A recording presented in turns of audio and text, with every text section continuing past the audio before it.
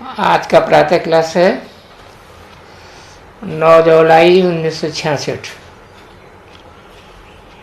Record चला है रात की राही थक मत जाना, सुबह की मंजिल दूर नहीं है। ओम शांति। मीठी मीठी सिकीलिए बच्चों ने गीत सुना और जो योग युक्त सर्वसेवल बच्चे हैं वो इसका अर्थ झट समझ लेते हैं।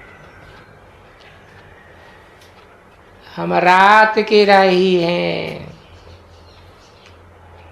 अर्थात हम ब्राह्मणों की अब रात पूरी होती है।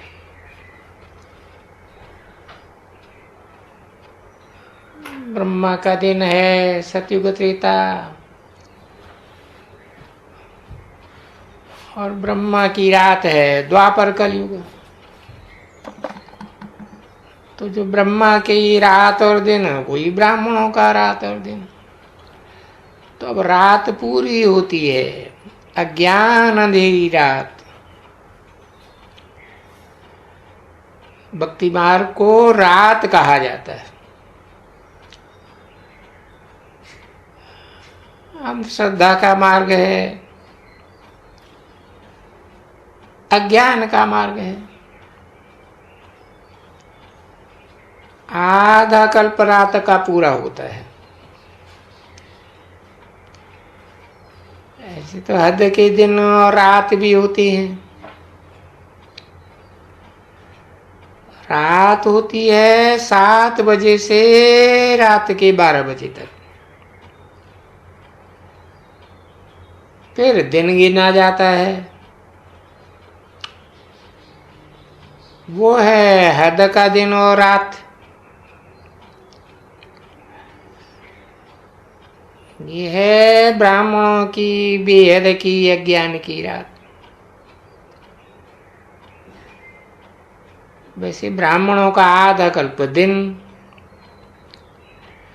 सतयुग और त्रेता रामकृष्ण का राज्य होता है और रात भी जरूर होती है, जहां अनेक धर्म होते हैं, अनेक मत मतांतर, अनेक भाषाएं होती है। तो अज्ञान अंधेरा हो जाता है। तो इस समय जब बाप आते हैं तो उस दुनिया में अंधेरा है अज्ञान का। प्रभात होने का पहला समय आया है।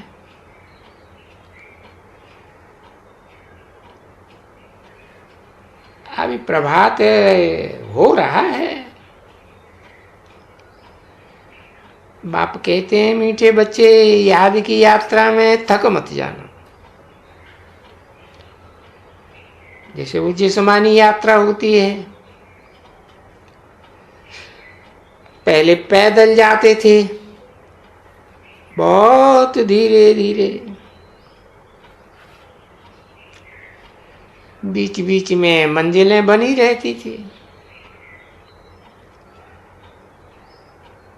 मालूम रहता था हमको फलानी मंजिल पर ठहरना है।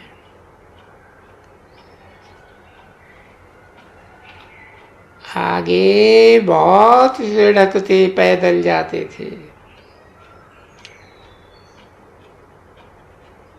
उसमें बड़ी मेहनत थी। अभी तो ये बहुत सहज है। इसको कहा जाता है सहज यात्रा, सहज योग। सिर्फ बाप को याद करना है। हाँ, इस योग में और कोई शक नहीं है। ये विघ्न पड़ते हैं परंतु इसमें थक नहीं जाना है। थक जाने से देह अभिमान आ जाता है।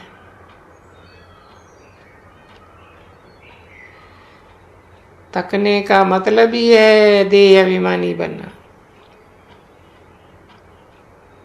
बाप कहते हैं बच्चे, शरीर निर्वाह कर्म तो करना है, इसके लिए छुट्टी है। 8 घंटा शरीर निर्वाह, 8 घंटा आराम, बाकी 8 घंटा ऐसे ज्ञान योग में दो।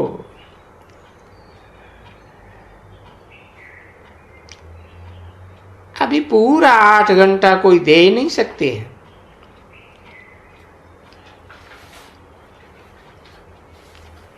अंत में 8 घंटा तक रहेंगे। तो याद के चार्ट को बढ़ाते रहो। यहां जब आकर बैठते हो तो याद दिलाई जाती है,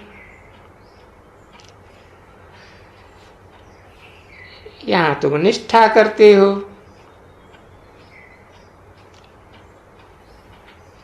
बाबा की याद में आकर बैठते हो। इसका मतलब ये नहीं कि सिर्फ यहां आकर के याद में बैठना है। ऐसे बहुत समझते हैं। अच्छा 5-10 मिनट निष्ठा करके आवे, परंतु बाप तो कहते हैं याद करते करते कहां भी तुम जाते हो तो भी तुम निष्ठा में रहो।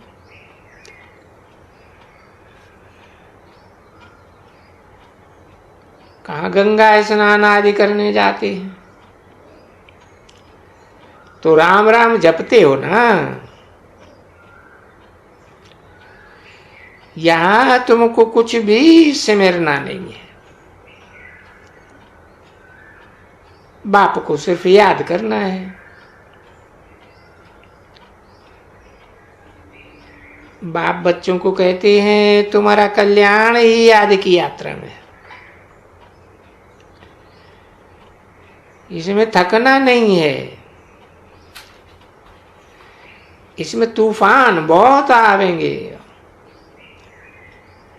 तूफान आने से बुद्धि का योग टूट जाता है। फिर देह अभिमान में आने से धंधा धोरी बच्चे याद आते रहते। बाप कहते हैं अब तो ये धंधा धोरी, ये बच्चे आदि सब खलास हो जाने।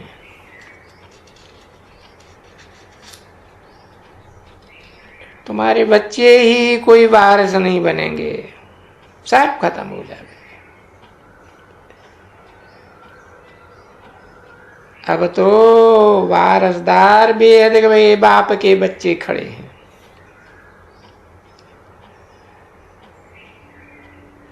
हद का वर्षा मुर्दा होना है।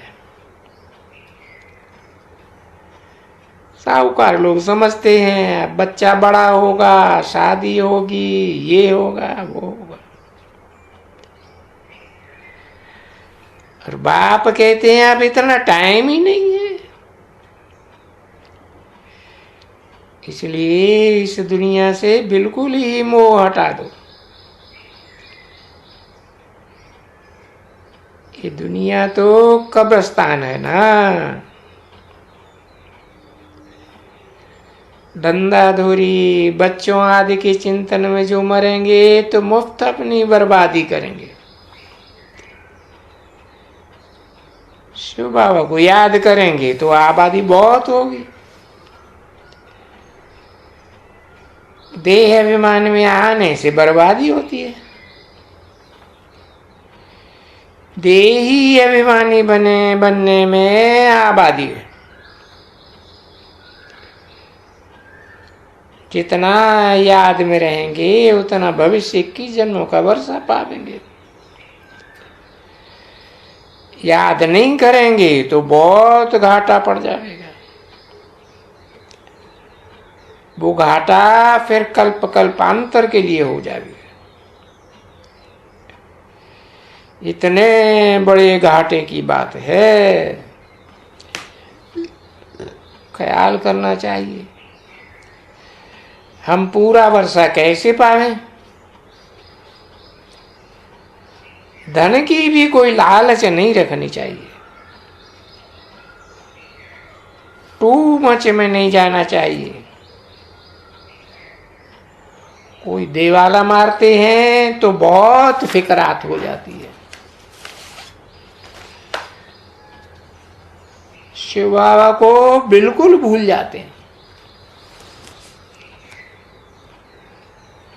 फिर दोष रखते हैं, ये ज्ञान में आने से ये दिवाला मारा है, हम बीमार हो पड़े हैं।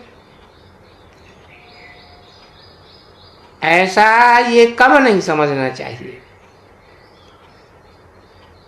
बीमारी होती है, ये तो पूर्व जन्मों का कर्म भोग है। ये तो अच्छा है, विकर्म में विनाश हो जाएंगे। धर्मराज के डंडे खाने से तो ये बीमारी अच्छी है। कर्म भोग चुकतू करना है।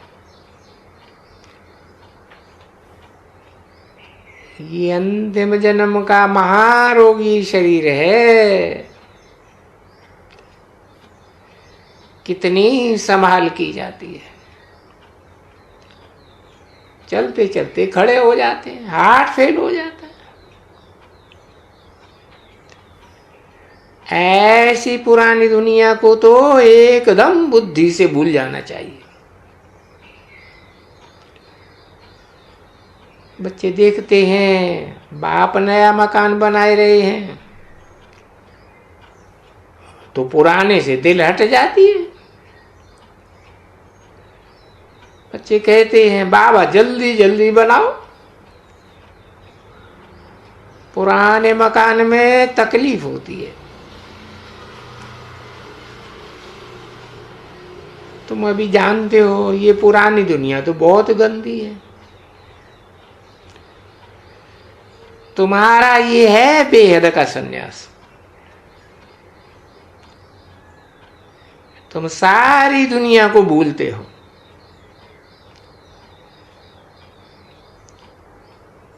वो सन्यास तो सिर्फ घर बार का सन्यास होता है। उसको अध का सन्यास कहा जाता है। तुम सन्यास करते हो 5 विकारों का। 9 जुलाई 1966 की प्रातः क्लास का दूसरा पेज।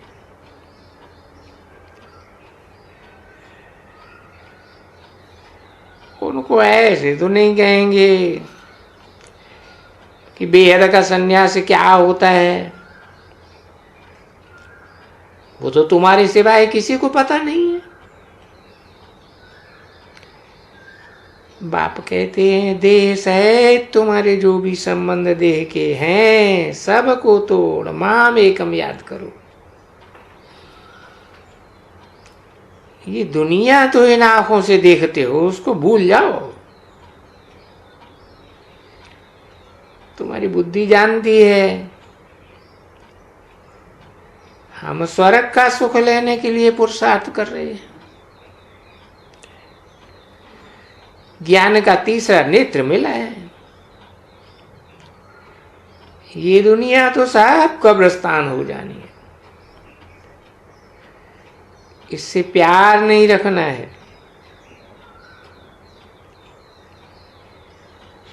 आजकल मनुष्यों के पास पैसे बहुत हो गए हैं तो विकार भी तेज हो गए। काम विकार कितना तेज है।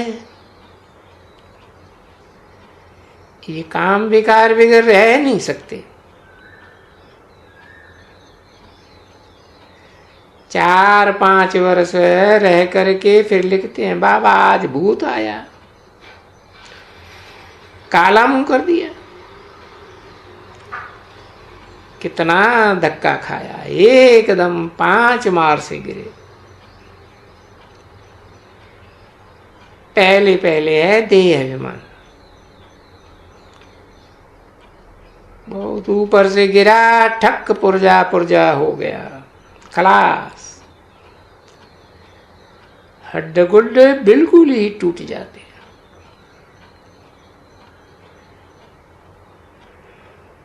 फिर पुरुषार्थ करने में टाइम लगता है। ये है पुरुषार्थ की सबसे बड़ी चोटी। इसलिए बाप कहते हैं काम महाशत्रु है।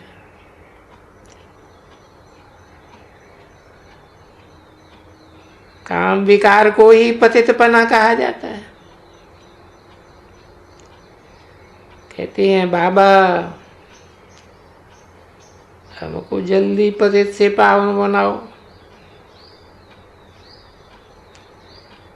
भारत में ही संपूर्ण निर्विकारी थे ना, अभी भारत विकारी है। जो संपूर्ण निर्विकारी बनते हैं वो ही संपूर्ण विकारी भी बनते हैं। बाबा ने समझाया है संपूर्ण निर्विकारी देवताओं को कहेंगे।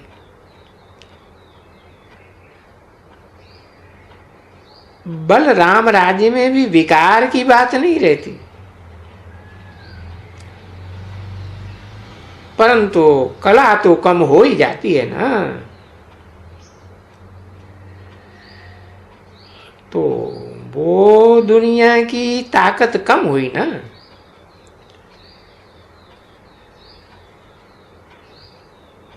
इसलिए उन सतयुग को सतो प्रधान, पित्रेता को सतो कहा जाता है। तुम चाहते हो हम मम्मा बाबा को फॉलो करें, सूर्यवंशी महाराजा महारानी बने, इसमें तकलीफ व खर्चे आदि की कोई बात ही नहीं है। इसमें मुख से कुछ बोलना भी नहीं है, सिर्फ याद। इसको सहज योग कहा जाता है, सहज ज्ञान है।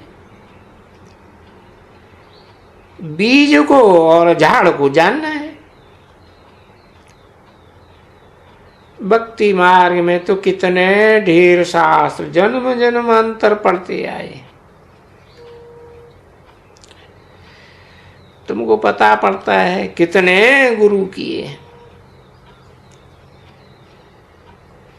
भक्ति मार्ग में भी भिन्न भिन्न प्रकार के गुरु करते आए। ब्रह्मा बाबा भी बताते हैं हमने 12 गुरु किए। वो क्या क्या सिखाते थे वो भी बता सकते हैं। बाप कहते हैं अब इन गुरु गुसाई आदि को छोड़ो, तुमको ज्ञान सागर मिला है, बाकी क्या चाहिए। बनारस में विद्युत मंडली में जाकर श्री श्री 108 जगत गुरु का टाइटल लेते हैं।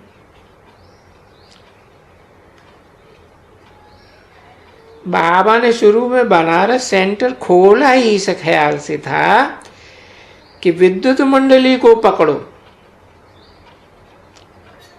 जहां से झूठे टाइटल मिलते हैं, वहां जा करके समझाओ। परंतु समझाने वालों की वो अवस्था चाहिए, बल चाहिए। योग बल नहीं होगा तो क्या कर सकेंगे।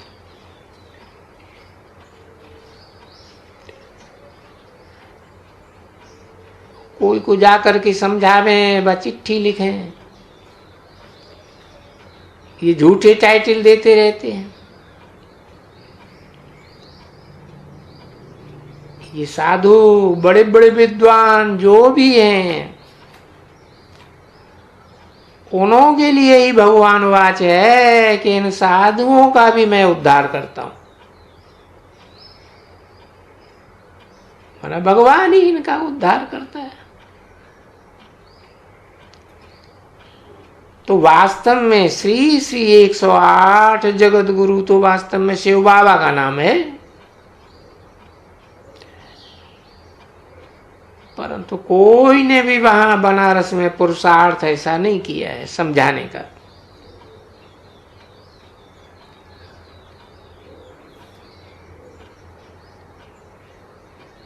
जबरदस्त ऐसा कोई उपाय नहीं निकाला है जो अपना पांव जमाए और धम चक्कर मचाए।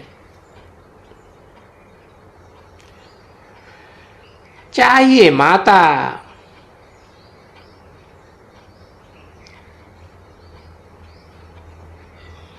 मम्मा को जाना चाहिए।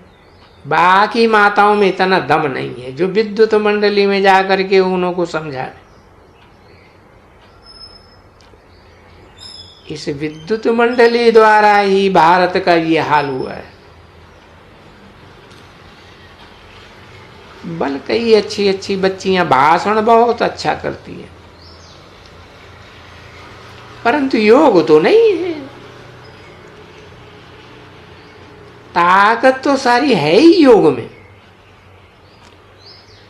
जिस योग की बहुत कमी है। इसमें बड़ी मेहनत है।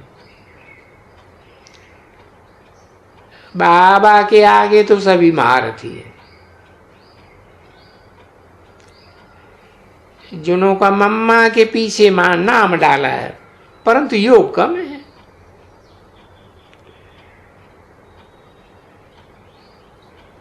इसमें कुछ तीर लगे योग बल का। ये योग बल है ना, योग की बहुत कमी है। विघ्न भी योग में पड़ते हैं। तो उठ करके बैठ करके देखो कितने विघ्न पड़ते हैं। एक तो काम महाशत्रु है, पुरुषों की सत्यानाश कर देता है।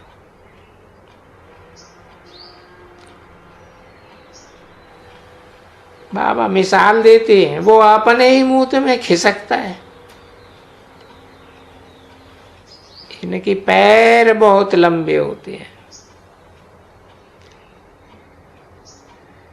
ये मनुष्य भी ऊंट पक्षी है,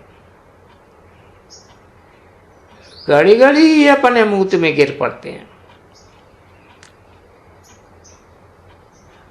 फिर हाय हाय करते हैं। आगे ऊंट बोट पर चढ़ाते थे, खिसक पड़ते थे। ये भी पुरुष ऊंट मिसल है। इसलिए माताओं ने पुकारा है, हमें नग्न होने से बचाओ। वेद का बाप मीठे मीठे बच्चों को बैठ समझाते हैं। बाप से कब रूठना नहीं है। रूठेंगे तो 21 जन्म के लिए तकदीर से रूठ पड़ेंगे।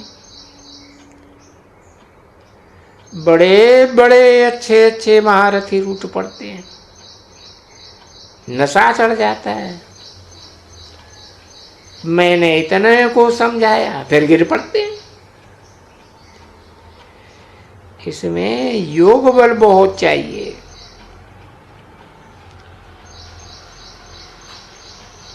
शिव बाबा को कोई अहंकार है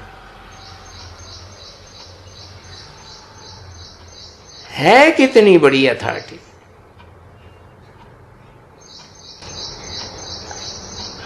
ओम शांति।